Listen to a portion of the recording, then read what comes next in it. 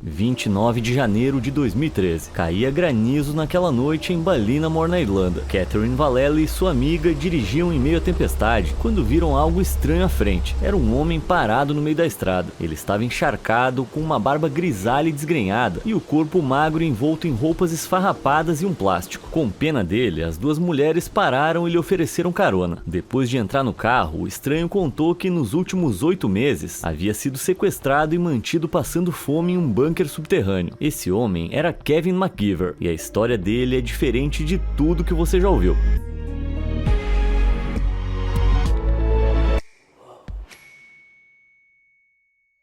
Compreensivelmente chocada com o que o homem contou, Catherine o levou à delegacia de polícia mais próxima. Uma vez lá, o homem, que aparentemente tinha 68 anos, foi interrogado, mas permaneceu surpreendentemente calmo o tempo todo. Ele engoliu chá e biscoitos com entusiasmo e até pediu batatas fritas com curry de um restaurante próximo, mas era evidente que tinha algo muito errado. O homem parecia incrivelmente magro e na sua testa estava escrita a palavra thief, que era para ser ladrão em inglês, porém escrito errado. Então, o que tinha acontecido?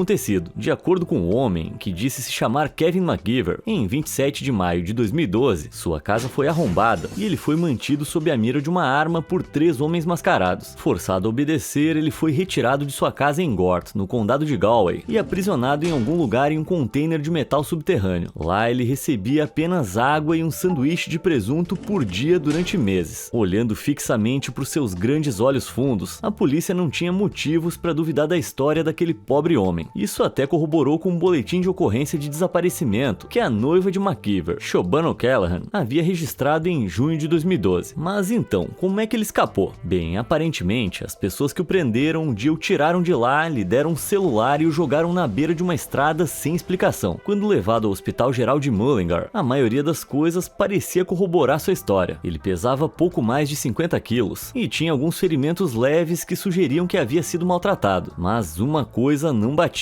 McGeever não tinha danos nos olhos. Estranho, considerando que ele estava preso em um bunker escuro por 8 meses. Mas tudo bem, né? Talvez ele tenha tido sorte. Então, dias depois, Catherine se deparou com uma fotografia que a deixou chocada. Nela estava McGeever com quase 90 quilos, parado ao lado do seu próprio helicóptero particular, marcado com a sua marca imobiliária, a KMM International. Descobriu-se que McGeever era um multimilionário que morava em uma mansão e tinha uma frota de 16 carros de luxo. Como assim? Bom, antes de a gente continuar, você tem que saber uma coisa sobre Kevin McGeever. Ele é um grande vigarista. Aquela frota de carros e helicópteros, todos eram alugados, com esse último photoshopado para mostrar o nome da empresa. Ao posar para essa foto cuidadosamente selecionada, McGeever se legitimou, mesmo tendo ganhado dinheiro mentindo e trapaceando. Então, quando Catherine viu a imagem, achou estranho, claro, mas não pensou imediatamente que fosse falsa. E era exatamente isso que McGeever queria. O problema era que o vigarista astuto nunca havia recebido tanta atenção antes. O sequestro estava em todos os noticiários. O Daily Mail sugeriu que mafiosos russos estavam por trás disso, enquanto The Guardian se perguntou se poderia ter sido o Exército Republicano Irlandês Provisório, que era conhecido por manter pessoas ricas como reféns nas décadas de 70 e 80 para arrecadar fundos. Apesar de a polícia ter passado 6 meses investigando, nenhuma dessas teorias deu em nada. Além disso, falhas na história de McGeever continuaram aparecendo. Uma testemunha relatou ter visto o homem do lado de fora da casa de sua noiva, mais de uma semana após a data em que o sequestro supostamente aconteceu. E depois de examinar o telefone de McGeever, a polícia rastreou mensagens de texto enviadas a ela da Alemanha e do Reino Unido durante o seu suposto cativeiro. Mas isso tá longe de ser a coisa mais estranha que eles descobriram. Como um vigarista profissional, McGeever devia milhões a pessoas em todo o mundo que ele tinha enganado. Uma dessas pessoas era o dono de um pub multimilionário, Kevin Cook, que se apresentou com uma história bizarra. Durante a suposta prisão de McGeever, Cook recebeu um telefonema misterioso, instruindo-o a ir à cidade de Trim, no condado de Meath, para se encontrar com McGeever. Na esperança de finalmente receber o seu dinheiro, Cook fez a viagem, mas quando ele chegou, 2 homens em uma van se aproximaram, ordenando que ele entrasse colocando um capuz em sua cabeça. Ele foi levado para um local desconhecido e, ao chegar, foi direcionado a uma sala mal iluminada. Lá dentro, Cook encontrou ninguém menos que McGeever, sentado em uma cadeira com uma aparência terrível. Ele lhe disse que havia sido sequestrado sequestrado e que os responsáveis queriam 10 milhões de dólares por sua libertação. Abalado, Cook mal teve tempo de responder antes que o capuz fosse colocado de volta em sua cabeça e ele fosse devolvido a Trim. Tá, se você achou essa história completamente confusa, você não tá sozinho. A polícia prendeu Cook sob suspeita de envolvimento em um golpe, e foi nessa época que MacGyver apareceu na estrada. Mas depois de interrogar Cook, a polícia concluiu que ele era inocente e que MacGyver poderia estar conspirando com seus supostos sequestradores. Cook foi solto e em 14 de março de 2013, MacGyver foi preso em sua casa em Crockwell por registrar denúncias falsas e desperdiçar o tempo da polícia. Mas por que ele encenou esse sequestro? E por que ele envolveu Cook nisso? Afinal, quem é Kevin MacGyver e como é que ele se meteu nessa enrascada? Para descobrir, temos que ir de volta para o futuro.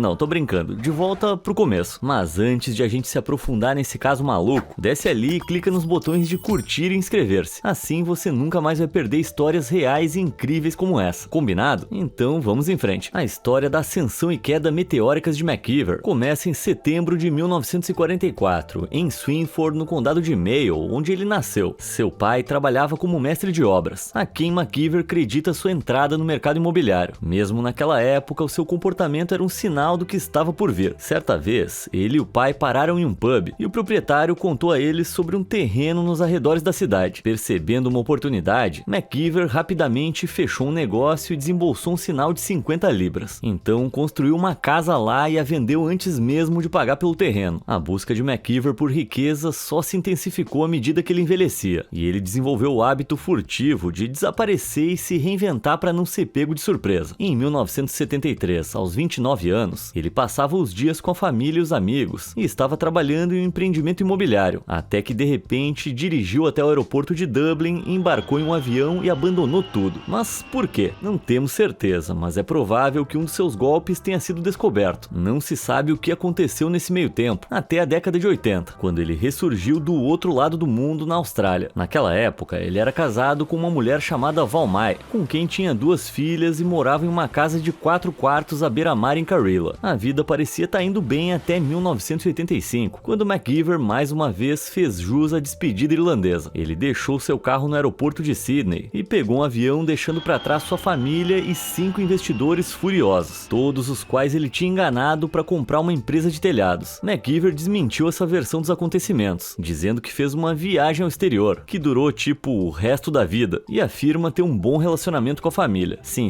parecem muito próximos. Um dos principais motivos pelos quais ele conseguiu se safar de tantas coisas por tanto tempo é o fato de MacGyver ser carismático, simpático e narcisista. No final da década de 1990, ele morava na Geórgia, nos Estados Unidos, onde se casou com a sua segunda esposa, Jeannie Nicole Shea. Foi na terra das oportunidades que ele embarcou em uma nova empreitada, criar o seu próprio banco. Não tem nada demais nisso, né? Vejamos. A nova empresa se chamava World Trust Bank e tinha sede em Liechtenstein. Usando seu charme e carisma característicos, MacGyver convenceu 88 empresários de todo o mundo a investir nessa nova perspectiva. O único problema é que o World Trust Bank não existia. Ele criou a empresa falsa para ser registrada nas Ilhas Virgens Britânicas, com a ajuda de um advogado falso chamado James Sexton. Mesmo assim, investidores crédulos despejaram a impressionante quantia de 8,8 milhões de dólares na conta bancária, atraídos pela promessa de MacGyver de até 25% de juros mensais sobre seus depósitos. Até que alguns investidores perceberam a manobra e congelaram suas contas. Mas a essa altura, mais de 2 milhões de dólares já tinham desaparecido nos bolsos de MacGyver e Sexton. Essas negociações duvidosas chamaram a atenção do FBI, que descobriu que MacGyver tinha comprado uma Mercedes de 67 mil dólares com dinheiro e um órgão de igreja de 18 mil dólares. Eu também não entendi nada. Os fundos restantes foram rastreados até contas em Belize e no Panamá, as duas abertas por Sexton. O falso advogado foi preso e faleceu sob custódia, o que pode ter sido algo a favor de MacGyver, visto que ele não podia testemunhar contra ele. Mas então outro cúmplice, chamado Doug Johnson, concordou em fornecer provas à polícia. Com seu esquema saindo do controle e enfrentando um mandado de prisão do FBI, MacGyver decidiu dar no pé de novo, abandonando a sua segunda esposa e fugindo dos Estados Unidos. Até hoje o mandado permanece ativo. O próprio homem negou qualquer irregularidade e até teve a cara de pau de falar que estavam atrás do Kevin MacGyver errado. Ah, sim, foi por isso que ele fugiu então, né? Quanto à esposa dele, Jeannie, ela pediu o divórcio 10 anos depois, já que MacGyver não pôde ser localizado. Demorou pra pedir esse divórcio, né? Será que o cara organizou o próprio próprio sequestro só para escapar da sua lista cada vez maior de ex-esposas, a próxima aparição de McKeever foi em 2001 ou 2002, quando se mudou para Dubai e teve outra chance de se reinventar. Foi nesses anos que ele conheceu a sua mais nova parceira, a já mencionada Siobhan O'Callaghan, durante uma viagem a Dublin. É claro que a viagem não era só por diversão. Na época, a Irlanda passava por um período de rápido crescimento econômico. Aproveitando esse boom, McKeever começou a oferecer às pessoas a casa dos seus sonhos em Dubai por um depósito de 10%. Foi um sucesso estrondoso. 100 pessoas se inscreveram no plano. Eis que entra o nosso velho amigo Kevin Cook. Ele entregou $880 mil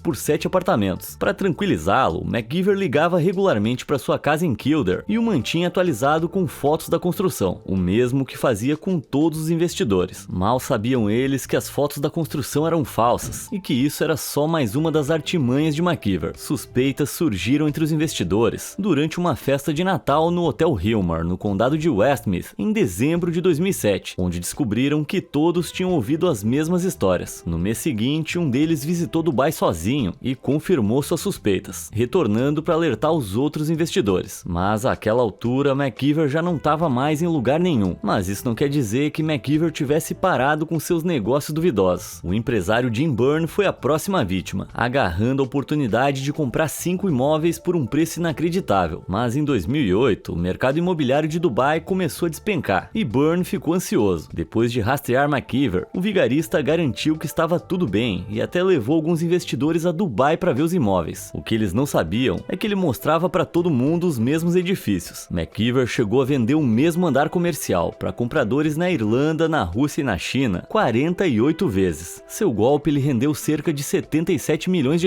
que ele ironicamente usou para comprar um imóvel em Dubai. Enquanto isso, investidores como Byrne e Cook nunca receberam seus imóveis, e se acharam que McKeever tinha uma política de reembolso, estavam enganados. No total, os indivíduos enfrentaram perdas de 22 a 2,7 milhões de dólares. É claro que McKeever atribuiu a culpa diretamente aos investidores, acusando-os de não cumprirem suas obrigações de reembolso de investimentos e de serem um pesadelo para se trabalhar. Mas nem tudo foi fácil para o golpista. Em janeiro de 2011, a assistente pessoal de McKeever, Shirley Anthony, já estava perdendo a paciência. Fazia 2 meses que ela tinha começado a trabalhar para ele e ainda não tinha recebido salário. E quando McKeever finalmente pagou um cheque, ele voltou sem fundo depois que ela tentou descontá-lo. E essa foi a gota d'água para ela. Ela o denunciou às autoridades de Dubai, que o prenderam e disseram que ele não seria solto até pagar. Um financista irlandês que havia sido enganado por McKeever soube disso e voou para Dubai para entregar às autoridades todos os cheques sem fundos que McKeever lhe deu. Depois de passar um mês na cadeia, McKeever vendeu a contragosto uma de suas propriedades em Dubai para pagar Shirley, o financista, e foi libertado. Naquele ano, Byrne também tentou capturar o vigarista, dessa vez para sempre. Ele voou para Dubai na esperança de recuperar o dinheiro roubado e apresentou às autoridades evidências do esquema fraudulento de McKeever. A Interpol posteriormente emitiu um mandado de prisão global para o vigarista, mas infelizmente era tarde demais. McKeever já tinha fugido do Emirado e voltado para a Irlanda logo após sair da prisão. Enquanto isso, ele já estava ocupado usando 4,8 milhões de dólares do seu dinheiro fraudulento para reformar sua mansão em Crockwell. A partir daí, ele criou uma nova persona como um executivo da aviação. O cara é imparável. Em outubro de 2011, ele levou um grupo de investidores ao aeroporto de Lars, na Alemanha, claramente esquecendo que havia um mandado de prisão global contra ele. Ao chegar, ele foi detido e passou 48 dias atrás das grades. Mas, de alguma forma, esse ainda não foi o fim. Infelizmente, as autoridades de Dubai demoraram a enviar os documentos, e o caso foi arquivado antes que ele pudesse ser extraditado para os Emirados Árabes Unidos. Mais uma vez, o vigarista voltou às pressas para a Irlanda. Escapando de acusações graves, McKeever continuou morando em sua mansão com sua companheira Siobhan O'Callaghan. Mas os seus vários problemas com a lei não o desanimaram. Ele montou um escritório e de lá começou a vender imóveis de luxo no Golfo, às vezes fechando negócios imobiliários lucrativos no Mullingar Park Hotel, onde o seu sotaque americano lhe rendeu o apelido de O Yankee entre os moradores locais. Mas os problemas de McKeever estavam longe de acabar. Apesar do seu esquema mais recente, ele estava afundado em dívidas, devia milhões e era constantemente perseguido por todas as pessoas que havia fraudado. Isso não era novidade para McKeever. O Daily Mail alegou que em 2009, 2 bandidos invadiram seu apartamento e o penduraram pelos tornozelos em uma sacada, até que ele assinasse um cheque. Porém, agora com quase 70 anos, o velho vigarista não estava em condições de ser pendurado em uma sacada. Na verdade, ele provavelmente simplesmente sentia que estava ficando sem lugares para ir, de acordo com o jornalista Brian Carroll, que registrou a vida de McKeever. Mas talvez o pior de tudo tenha sido que nessa época, sua noiva foi infelizmente diagnosticada com câncer. Para alguém que fugiu de responsabilidades e consequências a vida toda, tudo isso deve ter sido aterrorizante para McKeever. E é aqui que voltamos ao seu agora infame sequestro. Era maio de 2013 e McKeever estava ficando velho, cansado, farto de ser importunado por suas vítimas e preocupado com a sua esposa doente. Então o que ele fez? O que ele faz de melhor: desaparecer. Só que dessa vez, desaparecer por um tempo não ia adiantar. Então ele inventou uma longa história sobre a sua mansão ter sido invadida e homens armados o sequestrarem. Depois, no meio do seu desaparecimento de 8 meses, contratou pessoas para fingir que o haviam feito refém e levar Kevin Cook, uma de suas vítimas, para vê-lo. Mas por quê? Por 2 motivos. Primeiro, McKeever queria uma testemunha confiável que confirmasse a veracidade da sua história de sequestro. Segundo, ele queria que Cook acreditasse que não tinha dinheiro suficiente para se libertar, muito menos para pagar o que devia a ele ou a qualquer outro investidor. Ou pelo menos essa foi a teoria que a polícia chegou após interrogar Cook. Com isso em mente, prenderam McKeever em 28 de março de 2013. No início, o homem negou tudo veementemente. Em entrevistas, McKeever rugia de raiva sobre o trauma que havia vivenciado, aparentemente indignado por alguém ignorar sua aprovação. Lembra que ele tinha a palavra ladrão escrita incorretamente na testa? Bom, ele alegou que isso era uma prova da sua veracidade. Foi escrito com uma tinta muito forte e permaneceu lá por meses após McKeever ser encontrado. Para disfarçar, o velho vigarista teve que aplicar camadas e mais camadas de maquiagem, até que ele removeu a maquiagem, mas somente após 20 consultas com especialistas em laser que ele conseguiu apagar a palavra. Parece estranho que alguém que era conhecido por se bronzear artificialmente, pintar o cabelo e usar roupas caras, se esforçasse tanto para ficar com uma aparência horrível e ainda deixar a esposa gravemente doente para trás. Quem seria capaz disso? Mas apesar de prometer fornecer documentos que comprovassem a veracidade da sua história, nenhuma dessas supostas evidências jamais foi mostrada. Uma mulher em Galway, que preferiu permanecer anônima, disse que os truques de McKeever são ultrapassados. Ela contou ao Irish Post que em 2011, McKeever lhe devia mais de $110 mil